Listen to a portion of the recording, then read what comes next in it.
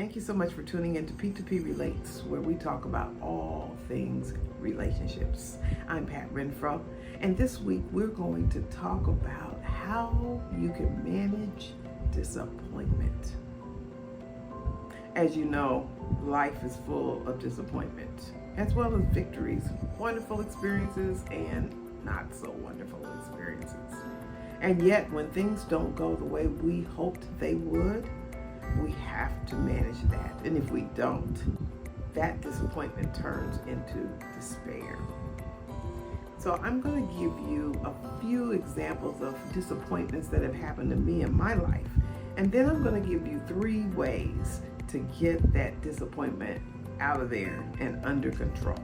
When I was a little girl, I visualized becoming a famous singer one day. And man, I practiced and I sang and I performed as I grew up.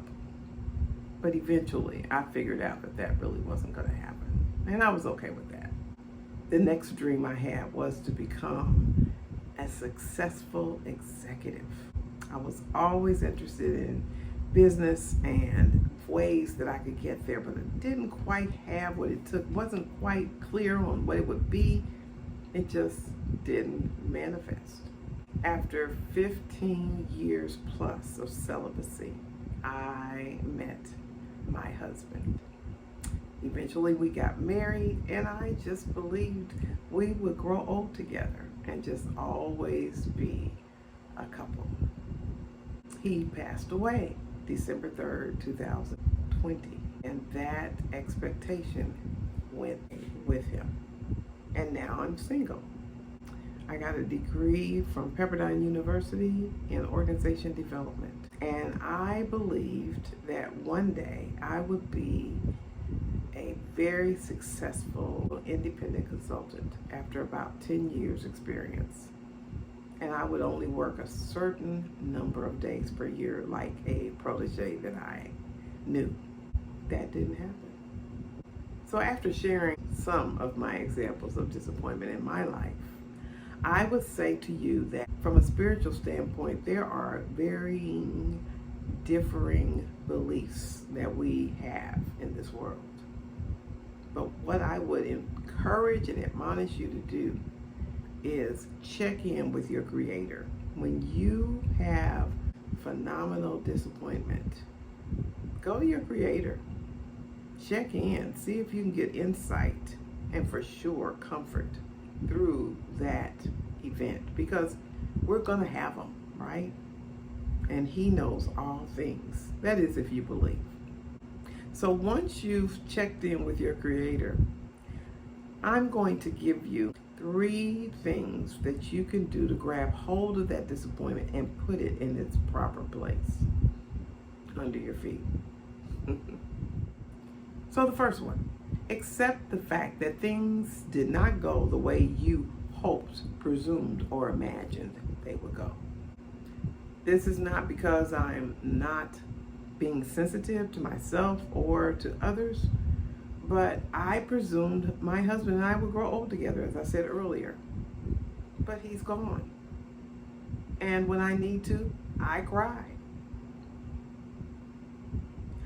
I have to move on. Why? Because of 2 things. One, I'm still here. I still live. And there's nothing worse than walking around alive yet dead. You're doing yourself and so many others a disservice. So you have to move on. I am still here, and I am determined to accomplish what I believe I've been sent here to do. And I know for you as well, that if you're not living to your fullest potential, others are being cheated. Others are missing out on the gifts in you that they need to complete their course. You don't think you have them? That's another video. Here's the second one. Evaluate yourself safely. I purposely use the term safely because the last thing you need to do when you are down, when you're disappointed, when you're possibly depressed, or if your disappointment is going into despair because you didn't really know what to do, the last thing you need to do is beat up on yourself. That is not the way. That is not the answer. So don't do that. But you do want to stop and ask yourself some questions like, how did I get here? How did I form my presumptions? And the simple way that I would describe presumption is you assumed a thing in advance. You assumed in advance that a thing was going to go this way or that way. In light of the disappointment that you're suffering through, is there anything you could have done differently? Answering that question will help you understand going forward that you actually possess some wisdom to avoid that detour next time. I believe I'll get married again one day. And when I do, I'll try my best to live each day with my spouse to the absolute fullest, making every day count. But presuming that there's many, many years ahead for us, I won't do that again. Not because I'm hopeless, but simply because it's a presumption. We don't know when we're going to expire. We don't know when our time is up. So don't assume I've got 20, 10, 15, 30, 50 years with that person. Just enjoy today. An example for me for this second one is I am writing a book. And I presumed that I could count on certain people reading the book and giving me feedback so that I could perfect whatever writing I needed to do. There were some very, very important people that I handed that book to, and I never got the feedback. And yes, was I disappointed? Grossly disappointed. In some cases, offended, angry, blaming, just all kinds of things. All kinds of emotions that I went through. But what if they weren't supposed to read the book and that's why they didn't? Maybe it wasn't time for the book to be evaluated at that level of people or period. Since then, I have learned so much. I have been training myself in writing skills and being a part of groups of writers that write so that I can perfect my skills, so I can transition from a business writing style to a storytelling style.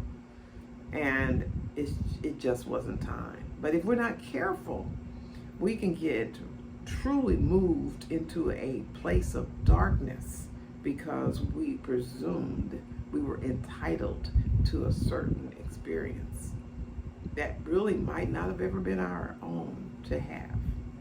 So in that second phase, you want to ask yourself those questions and just evaluate what can you learn about how you handled that and what you were thinking all along and how did you get here.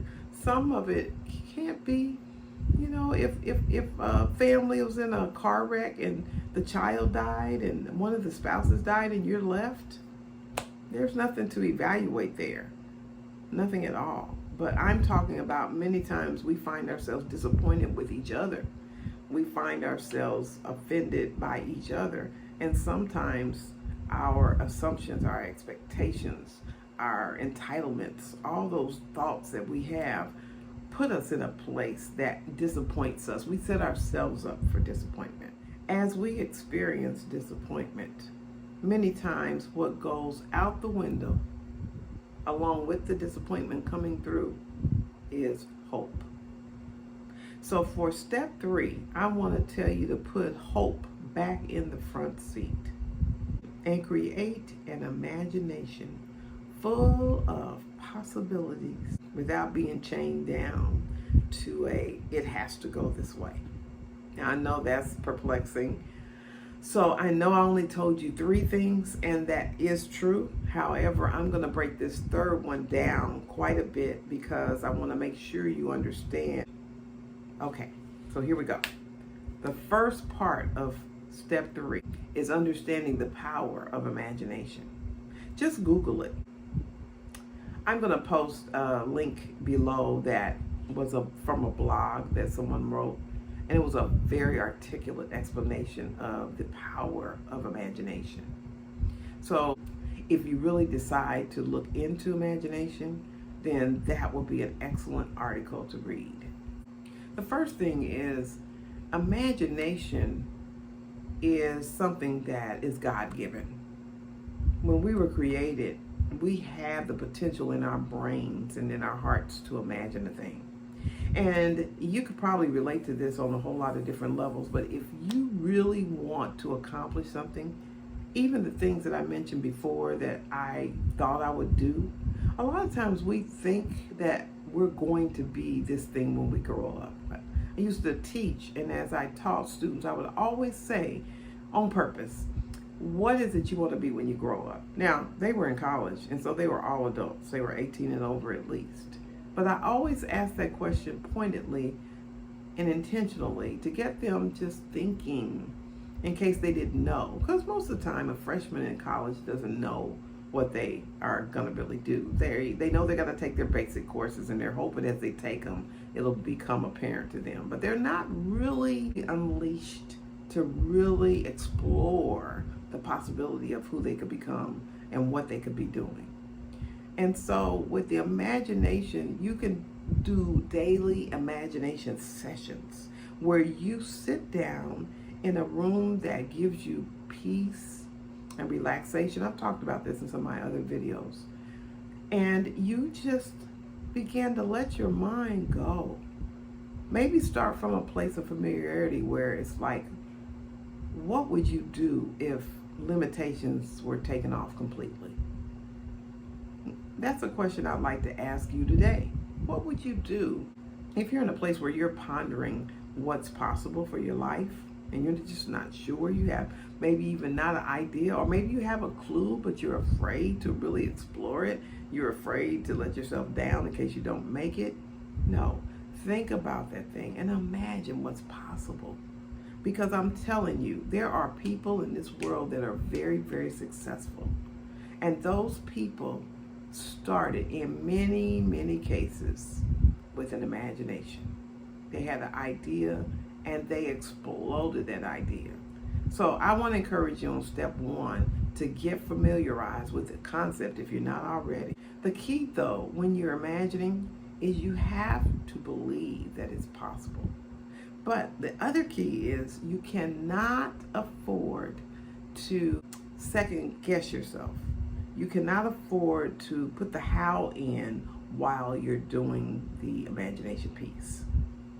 You've got to make sure that you leave that part alone. Just free flow. I'll give you another example. I would love to live in New York. Now we know with the coronavirus that they got hit. That was one of the cities that got hit the hardest because it's probably the city with almost the most people in it. And they went through a lot and they're still not completely out of it.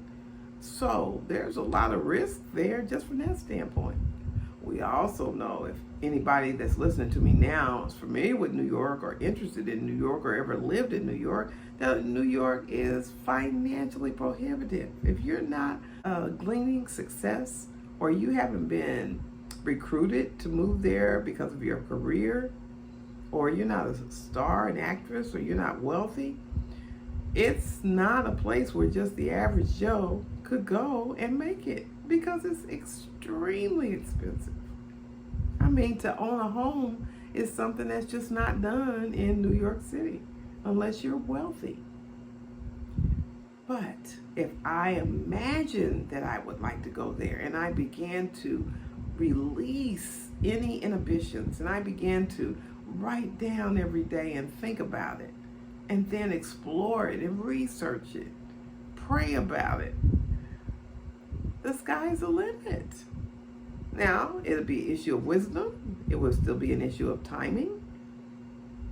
So that's the first one. You have to believe it's possible. The second one, envision those possibilities. I would love to go to New York, at least for some part of my life. Maybe it's for 6 months. Maybe it's for 5 years. Who knows? But before I die, that's on my bucket list. I would like to go. But imagination doesn't just happen because you want to do it or you think about it or you say it even. You have to believe it, like I said earlier, and then you have to envision what you see about it. That's where the imagination happens. Allow yourself to see yourself there. I am writing a book. I see myself as a New York bestseller, significantly impacting lives so that we can have more success in the marriage arena and not so much blind faith and just throw a dart and hope it hits bullseye without looking, which is what we're doing with marriage these days. Number 3, refuse to reject what you're hoping for, and refuse to feel like you have to know the how part before you do the imagination. You don't have to know that yet. You just have to get in touch with what it is you have a passion for, what you are believing for, what you imagine. And number 4, set specific goals. You need to put dates on it too. You need to say, I can do this by this time. So I want to lose weight. I want to lose 50 pounds. By when? If I don't say that, I could just say I want to lose 50 pounds for the next 5 years. Or I could say I want to lose 50 pounds by December. Now, I don't have to know how just yet, but I have to be willing to hope for, visualize, and set the goal and put a date on it. Number 5, keep it in view every day. A lot of times the new year comes in and we have these goals that we've set for the new year. So in January of 2021, a lot of you sat down and said, okay, these are the goals that I've established for this year that I'm going to accomplish and I'm going to run after. That's fine. When's the last time you looked at it? When's the last time you sat down and spent time thinking about it, meditating on it, visualizing it, maybe even adding to it, looking at your dates, holding yourself accountable, or expanding the dates if you needed to for whatever reason. But you've got to keep your vision in plain sight. It doesn't happen just because you wrote it down. It doesn't happen just because you hoped for it. It happens because you're intentional. Once you've given yourself permission to release the vision and make it plain, then you've got to keep it in front of you. And number 6, develop a small community of like-minded people. We've all heard it. Your life is a reflection of the 5 closest people in your life, in your circle. So if you have written this vision down, you have given yourself permission to completely explode into what it is you're thinking about. You've written it down, you've put goals on it with deadlines, and now you put it in front of you. You have the greatest potential for seeing that thing come to pass, even though you had at the beginning no idea how. Go back and listen again if you need to. Take notes, do what you have to do, but get her done. No, get up off the disappointment, kick the despair in the teeth, and move forward, accepting the fact that things will not always go the way we think they are going to go, the way we feel they should go. And yet we've got to be resilient and we've got to push back and do what we got to do. So I hope this helped you today. Hit the subscribe button, tap the bell, and then when I upload on Fridays, you will get notification.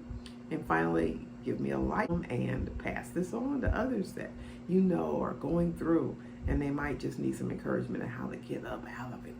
All right, have a good one. See you next Friday. Bye.